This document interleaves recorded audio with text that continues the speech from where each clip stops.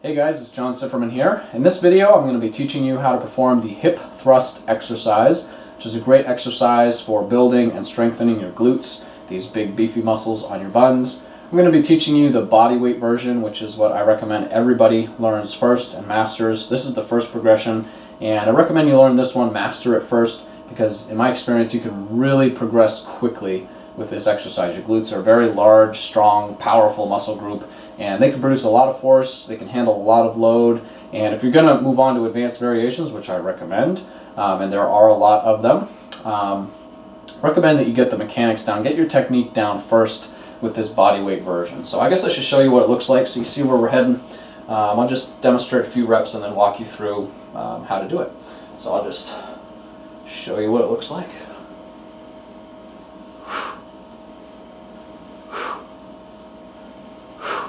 Just like that. So I'll talk about the setup first.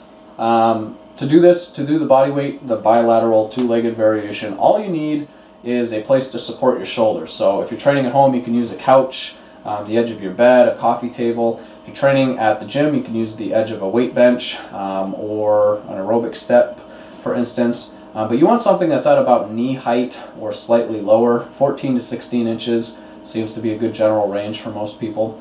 And you just want to kind of set up by getting into this semi-squat position and lean your shoulders on the edge of your support.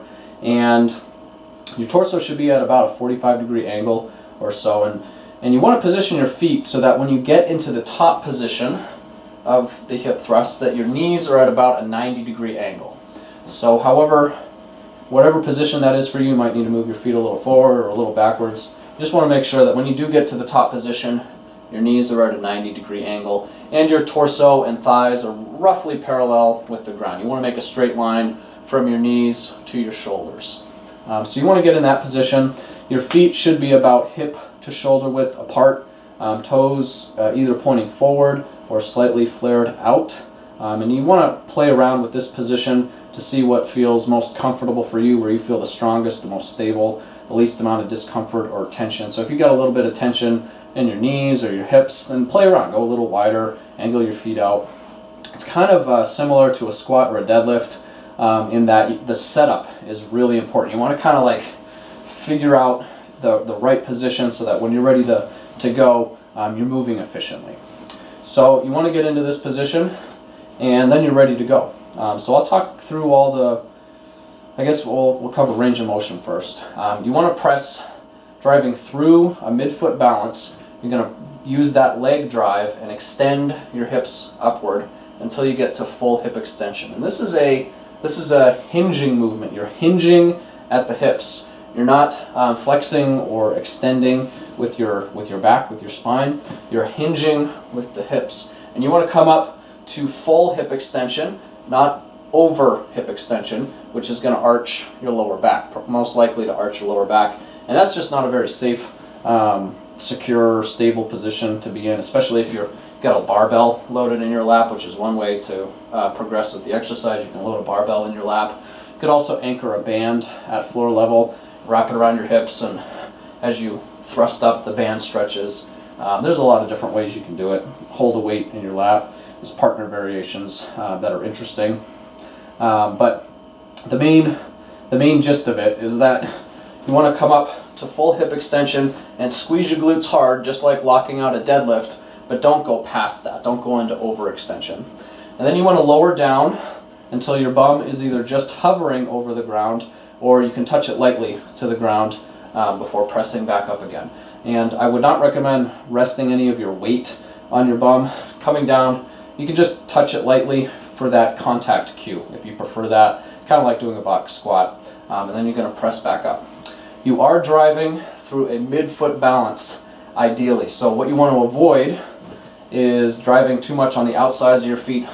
I'm exaggerating a little bit. You see how my knees track outwards, bow outwards. You also want to avoid driving from the insides of your feet and allowing your knees to cave inwards. So you want to drive through a midfoot balance and avoid pressing through your ball of foot. You want to keep your feet flat and really press throughout the entire underside of your feet. That's where it's going to be most efficient. If you're having trouble activating your glutes, like just feeling them contract, and a lot of people will, If you're experiencing some sensory motor amnesia, when we sit around on our butts all the time and we don't use them in day-to-day life, and few people do in this day and age, they tend to fall asleep, basically. The nervous system, the muscles in here, they start short-circuiting and they forget how to contract properly. That's going to be very common. That might be you. So just be patient, keep practicing. They will come back online eventually. But if you're having trouble feeling your glutes contracting during the hip thrust, you can press through your heels, and that might help a little bit. Even if your toes come off the ground, that's okay. But in a perfect world, driving from a midfoot balance is preferred. You also want to make sure that your knees track directly over your ankles and feet.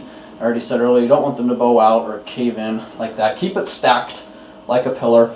And again, in the top position, you want your knees at about a 90-degree angle. Thighs and torso roughly parallel with the ground. There's different ways you can set this up. I'm just teaching you the traditional variation of the hip thrust. But you can put your feet up a little higher. You can put your shoulders up a little higher. And each technique is going to slightly change which musculature is recruited. One way might recruit the hamstrings a little bit more. But generally speaking, if you get that 90-degree angle at the knees and you're forming a straight line from your knee joint up to your shoulder joint, then you're in pretty good shape.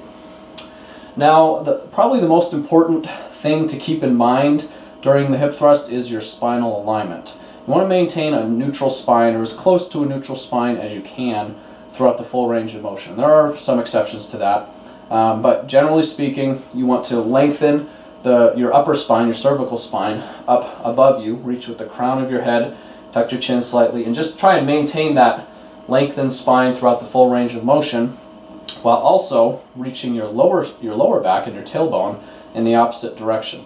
And you accomplish that with a slight tailbone tuck. So it's subtle, it's difficult to see, but you're just going to tuck your tailbone forward slightly, similar to how a dog tucks its tail between its legs. When you do that, that's going to help to protect your lower back, that in combination with a strong core contraction. We'll talk about that in a second. If you're having trouble understanding it, think of your pelvis as a big bowl full of water, and as you tuck your tailbone underneath you forward, a little bit of water starts to spill out, trickle out the back. You don't want to like dump it out the back. You don't want to go into an extreme pelvic tailbone tuck. This is also called posterior pelvic tilt. That's the the scientific terminology. But what you want to avoid is tilting your pelvis forward and pouring all that water out the front. That's an anterior pelvic tilt. It's not a very safe, stable position for your spine, especially if you've got a barbell in your lap. You just don't want to be here. You want to have that slight tuck and maintain that throughout the full range of motion. Keep that spine lengthened up through the top and reaching down through the bottom. And that's most important in, let me get set up here, most important in the top position. You don't want to allow that anterior pelvic tilt to happen. You want to avoid arching your lower back. I guess that's the simplest way to understand it. And you do that by hinging at the hips instead of flexing or extending with the back. So if you can maintain that neutral spine, you're in good shape. And the lumbar spine is what's most important. It's also a good idea to reach through the crown of your head. It's not that big of a deal, I don't think, for most people if you extend your neck a little bit or flex your neck. And some people find that when they get in the top position of the hip thrust, that flexing the neck slightly actually helps to keep their lower back a little bit more stable. The reason for that is it's really hard to arch your lower back when your neck is flexed. You know, it's kind of a checks and balance that you can use. So breathing and core activation is also really important. You think about it, you're kind of creating an arch with your body. You're supporting a lot of your weight on your feet and your shoulders, and your core contraction is really important to protect your spine. So with the breathing, you want to exhale forcefully during the difficult part of the exercise, the concentric portion where you're thrusting up. So you're going to thrust up and exhale. Just a strong, forceful exhale out the mouth. Allow the inhale to get sucked back in on your way down. And then again, exhale up. Inhale down. Like so.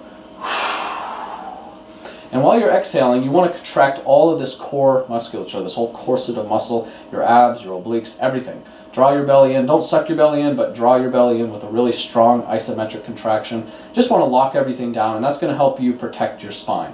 So you're not just breathing, you're not relaxed throughout your core. You're going to exhale and just lock it down. Keeps a really stable, solid position, and it also aids in the power generation of the exercise. When you get to the top position, you want to make sure that you squeeze your glutes really hard. That's kind of the point of this exercise. It's meant to target and activate the glute musculature. So just like locking out a deadlift, squeeze your glutes really hard at the top. Make sure that your shoulders are stable on the support. So with the shoulders, what you want to avoid is shrugging them up at all. You want to do the opposite of a shoulder shrug. You want to pack them downwards. And if your shoulders have a tendency to roll forward, and most people's do, then you might also want to retract them backwards, pinch them together a little bit in the back. You don't want to go all the way back necessarily, but just kind of get them better in alignment and then pack them down. Muscularly pull them down onto your torso, and that's going to be a much more stable, steady platform to be doing your hip thrust from. So those are the main considerations of the exercise. Things to avoid would be not using a full range of motion, not coming up to full extension or going into too much hyperextension of the hips. You want to avoid performing it ballistically. This is not a kettlebell swing or a power clean. You don't want to be popping your hips up real fast. You want to keep it smooth and under control generally. I tend to tell people you can play around with the tempo. You can go a little faster if you like it better, a little slower if that's how you prefer. But I like to coach it similar to a pull-up on a bar. So if you pull yourself up, you want to pull yourself up quickly, always under control, but quickly. You don't want to take your time going up. Unless you're training for hypertrophy or some other reasons, you might want to slow the tempo down. But generally speaking, you want to pull yourself up quickly and then lower yourself slowly under control with the pull-up. And I like that as a good general tempo for this exercise too. So go up, always have control, go up smoothly and under control, but a little fast is okay. But then slowly lower down under control until you're ready to restart. Just like that. Other mistakes might be forgetting to breathe, or just breathing, more panic breathing than a controlled exhale. Rising up onto the ball of foot or toes, it's not going to be very good for your knees. It's just not a very stable, efficient position. So you want to keep your feet either flat and drive through a midfoot balance, or drive through your heels if you're having trouble activating your glutes. That might help a little bit. And probably the only other common mistake that you want to look out for is not being in a neutral spine. So you want to make sure you're not arching your lower back at any point or rounding your upper back. Just keep as close to a neutral spine as you can, and you'll be in pretty good shape. So that's I think that's about as fast as I can do a breakdown of all the nitty-gritty details of the hip thrust exercise. It's a great exercise. I wanted to share it with you guys because I've been really enjoying it and benefiting from it from the last year that I've been doing it. And I wanted you guys to try it out and experience the results for yourselves. In my opinion, most people would really benefit not only from some direct glute training, but from this exercise in particular, because it's one of the best exercises I've ever come across, if not the best, for targeting the glutes for maximum recruitment and activation. And we could all use a little bit of that since we tend to have issues with our glutes in our sedentary culture today. So, I'm John Sifferman from physicalliving.com. I'm going to post some links in the description with more information on the specific benefits of the exercise and who it's best suited for. But generally speaking, most people should be doing it. I think that if you stuck with this for a couple weeks, do it, 1 to 3 times a week, you'd really, you'd see results, first of all, and you'd be like, where have you been all my life? So I also like to give credit where credit is due. I'm not sure if I said this earlier. This is my second take because my battery died on my camera, so I'm getting confused. But I like to give credit where credit is due. I've learned pretty much everything I know about this exercise from Brett Contreras, who is a strength and conditioning coach, who's informally known as the Glute guy. And he's just like glute training expert, one of the world's foremost experts on it. And hip thrust is kind of his baby, and I've learned a lot from it.